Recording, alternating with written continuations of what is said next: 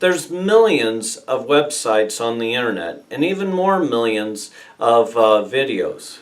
And the question then is how do you get your own individual website or video viewed?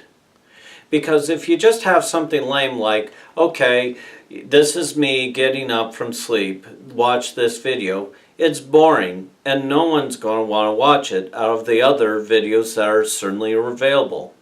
So what you got to do is try to sensationalize it and try and make it that you not need to see this, such as, Father Mike has been asleep for 8 hours. Will he get up? Will he get up in time for Mass? What sort of mood will he be? Click here on this video to see.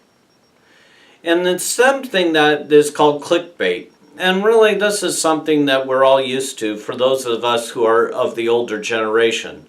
The old phrase was, if it bleeds, it leads. Scandal is always what's at the top of the news because this is what draws people and makes them want to view whatever it is that you're putting on. And so when I saw the State Journal Register on Friday saying how 15 priests had been removed from ministry from our diocese, I was naturally enticed to see what it was. And in reality, it was all a bunch of old news. Because of all the 15 priests that were listed, either they're dead, they've been laicized, or removed from ministry. None of them were in active ministry. None of them were still near any children at all. And yet, what was the headline? 15 removed.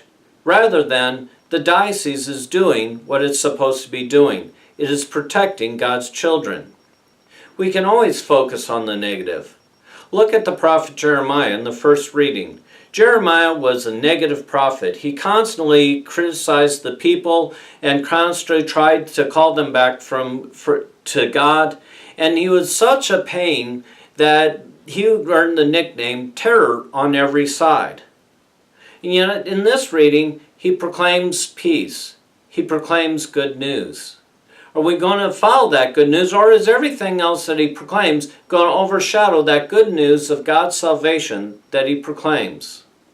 In the same way, as we read this gospel reading, we can be focused on the negative, that the sky will be shaken, the wind and the seas will be shaken, and people will die of fright in anticipation of what's to come. Or are we going to focus and then stand up and raise your heads? Because your redemption is at hand. Are we going to focus on the good news of that redemption? And in reality, that's the same thing with our life. As we prepare for Christmas, we can be negative about the world. We can be negative about the church. We can be negative about things in our lives. Or are we going to stand up and raise our heads because we know the Lord is near? That the salvation being offered us in Jesus Christ, the Word made flesh, God dwelling among us because He loved us so much, is about to arrive. Are we going to focus on the negative or focus on the good news and share it?